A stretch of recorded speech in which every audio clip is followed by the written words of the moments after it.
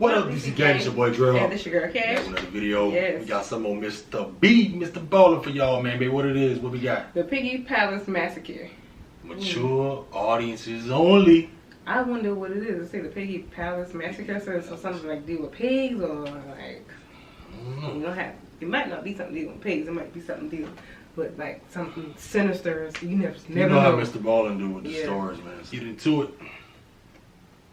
If you have heard of Piggy Palace, the focus of today's story, then you know how horrific this story is. If you've never heard of Piggy Palace, well, viewer discretion is advised. But before we get into today's story, if you're a fan of the strange, dark, and mysterious delivered in story format, then you've come to the right place because that's all we do, and we upload 3 or 4 times every week. So if that's of interest to you, please set the like button up for a practice sales call with William M. Buttlicker. Also, please subscribe to our channel and turn on all notifications so you don't miss any of our weekly uploads. All right, let's get into today's story.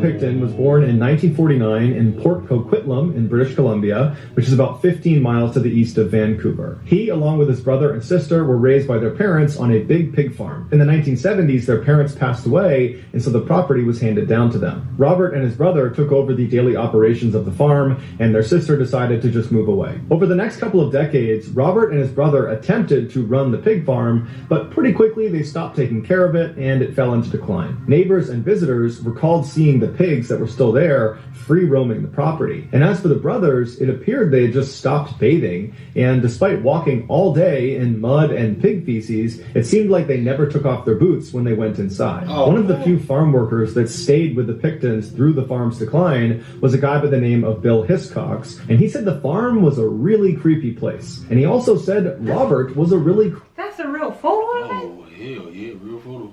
What? Oh, that look nice. That look bad. Yeah. And he said the farm was a really creepy place. And he also said Robert was a really creepy guy that was prone to just totally bizarre behavior, even though he didn't smoke or drink or use any substances. Eventually, the Picton brothers realized they were not cut out to run the pig farm like their family had for generations before them, and they decided their best move was just to sell portions of their land. But neither of them could have guessed just how much their land was worth. From 1994 to 1995, they managed to sell off almost all of their property to an urban developer for over $5 million. And so suddenly, these filthy, failed pig farmers had become millionaires, and neither of them knew what to do with the money. After a year of just sitting on the money and not doing much with it, they decided they wanted to do some good with their money.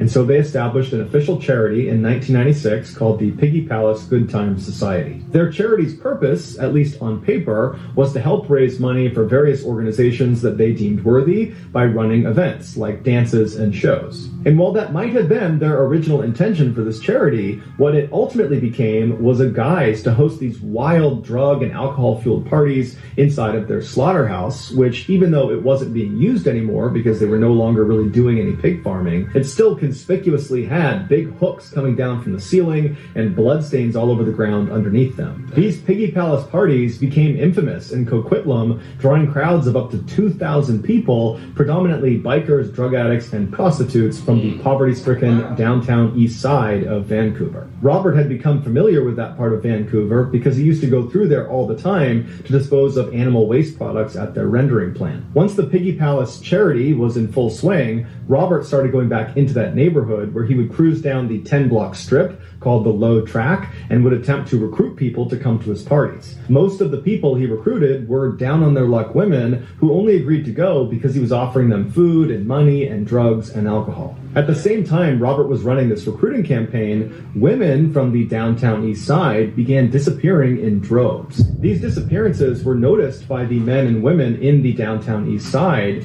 but they didn't report them because they had a general distrust of the police and of authority figures in general. But as more and more women disappeared from the downtown east side, rumors of a serial killer operating in that area started to circulate. Residents began only going outside if they could walk around in a big group of people, and everybody was just totally on edge, keeping careful careful lookout for anything odd about the neighborhood, people that shouldn't be there, cars that shouldn't be there. But despite this heightened security, women continued to go missing at a rapid rate, and nobody knew why. When the police were finally contacted about all these missing women, their response was lacking, to say the least. Since there were no bodies of these missing women, the police said it was reasonable to assume that the women were to blame, that their lifestyles must have caught up with them, and they either ran off somewhere, or perhaps they overdosed somewhere and their bodies just haven't been found yet. So basically, the police is like, F them. Right, that's basically what it is. That's why I guess like nobody really didn't report them, because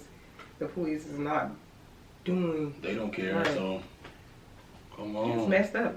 No matter what lifestyle they live. Yeah, you're still a human being.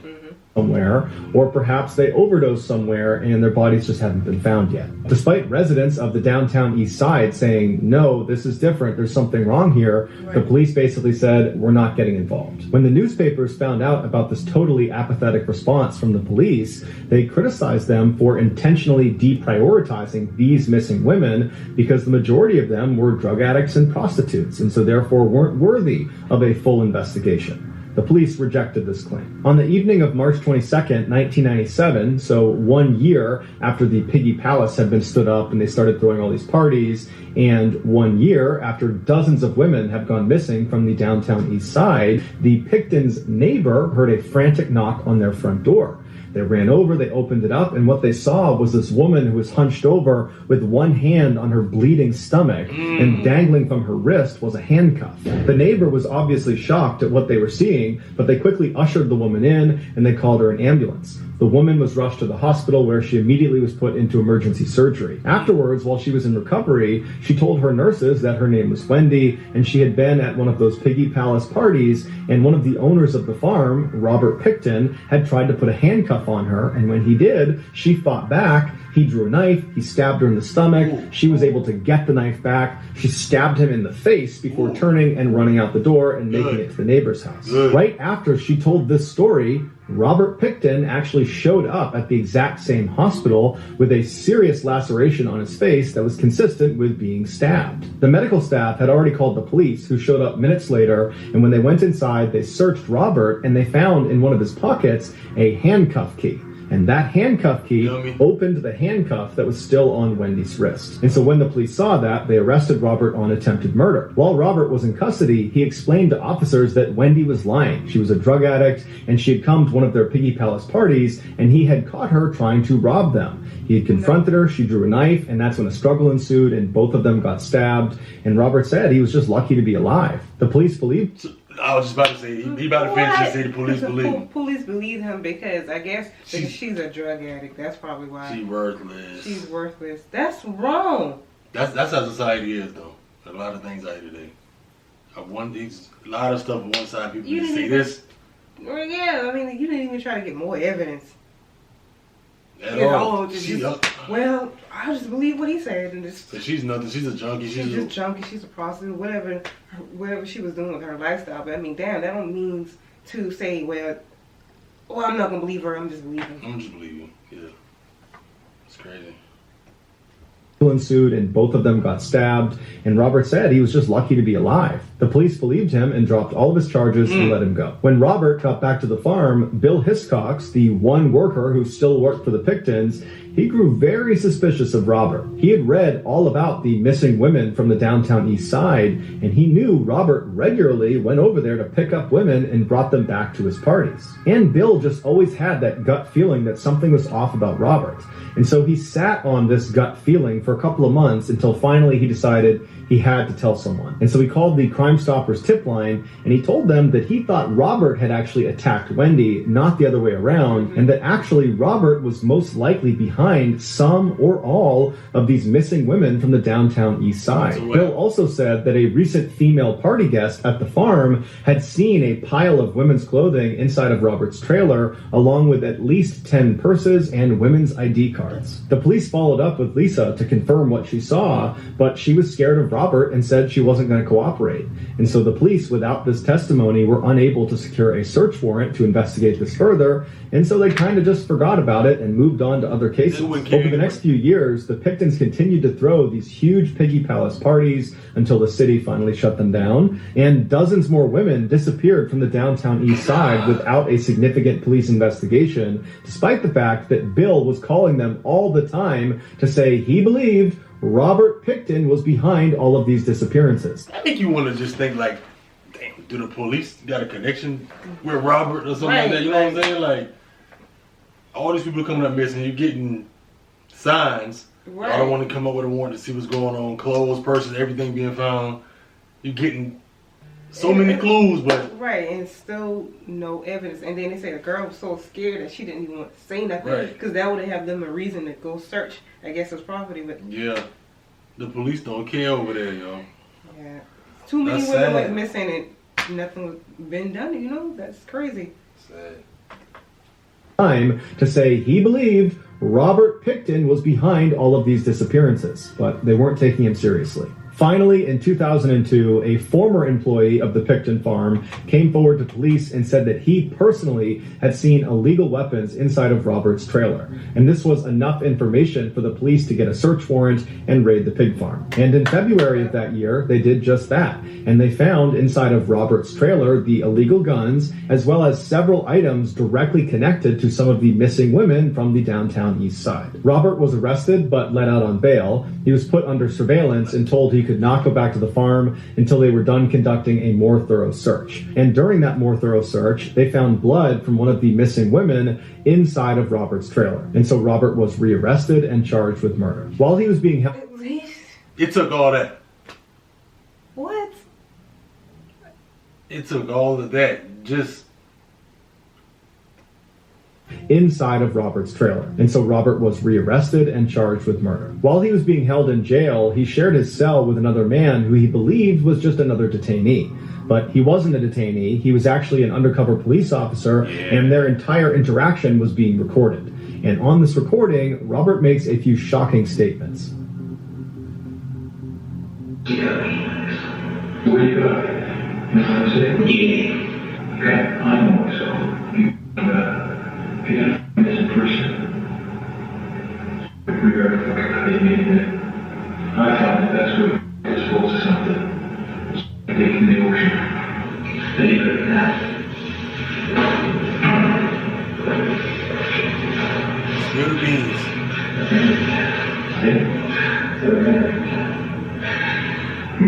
No. That's it. Pretty good. Yeah. Pretty much.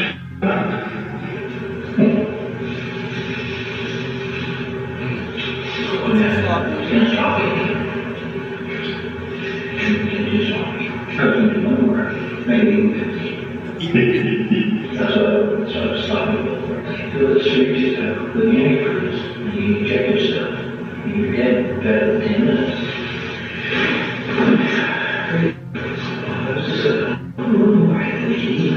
Bigger than these, bigger than lungs in the States. Yeah. Oh, yeah.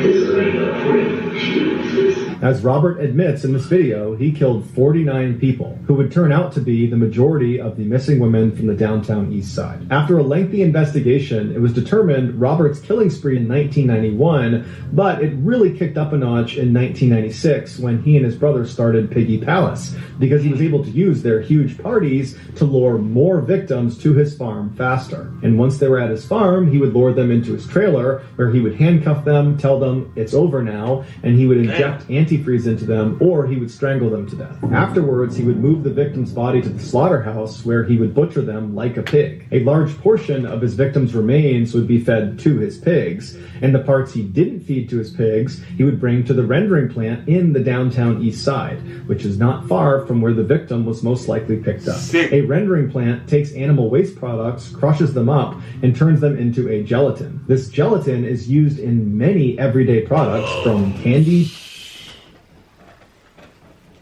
Oh man,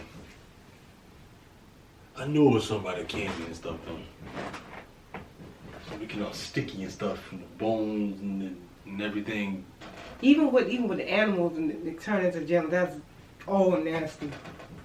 A gelatin. This gelatin is used in many everyday products from candy to cosmetics, which means Robert's victims wound up in things like lipstick and gummy bears. Also, sometimes while Robert was going through this horrific disposal process, he would set aside some of the best cuts of meat and grind them up with pork and turn them into sausage. This sausage was served at Piggy Palace parties. It was also given to neighbors and food banks and orphanages. After sifting through 300,000 cubic meters of soil and pig feces underneath the Picton farm, investigators were only ever able to find little bits of remains of 26 women. Robert was charged with all 26 murders, but only 6 turned into convictions due to a lack of evidence. He was sentenced to life in prison and is still alive today. His brother and sister were never charged in connection with the crimes. So that's going to do it, guys. If you found the secret in today's episode, let us know in the comments what it is and where you found it, so give us the timestamp. And if you're the first to do that, we'll pin you at the top of the comments section.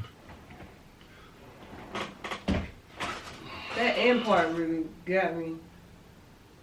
So that really makes you think out here. Like, you think y'all can, people can say what they want, but everything was just nasty, man. Everything. You think you're getting ground beef, could be a lot of human meat. You are getting human. You just never know. You just never know. Sick, twisted people in this world. I mean, look how many women he killed.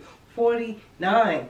Then Brian say, "Oh, I wanted to make it even." He wanted to make it 50. He was getting too sloppy. He was getting too sloppy. You know what? You kind of blame the police department. I'm trying to say that, yeah. Because that's a lot of females. I mean, he killed a lot of people. And, no investigation, nothing, because of the fact that their lifestyle. Yeah, which is not right. Their lifestyle. Everybody's human at the end of the day, no matter where your lifestyle is. You know what I'm saying? Like, that just... And the fact that stuff like that goes into makeup products is just mind-blowing, too. Well, I should have kind of known that because, you know, of the lifestyle we get into, like the healthier lifestyle, and I finding out certain stuff. Yeah. I should have known that. Like, so that's not shocking either. And everything. Like, I'm glad everybody about to start cutting that candy out. Yeah. I don't even have no words to say. Yeah. That's 50? 50. He wanted to make 50, but he got too sloppy. That's the Piggy Palace Massacre by MrBallen. Make sure y'all like, comment, subscribe. Drop the comments down. Let us know how y'all feel about that, y'all. Please give us your honest opinion how y'all feel about that Piggy Massacre. If y'all don't know already, it's your girl DreadHawk. And this your girl Cash. Catch y'all next one.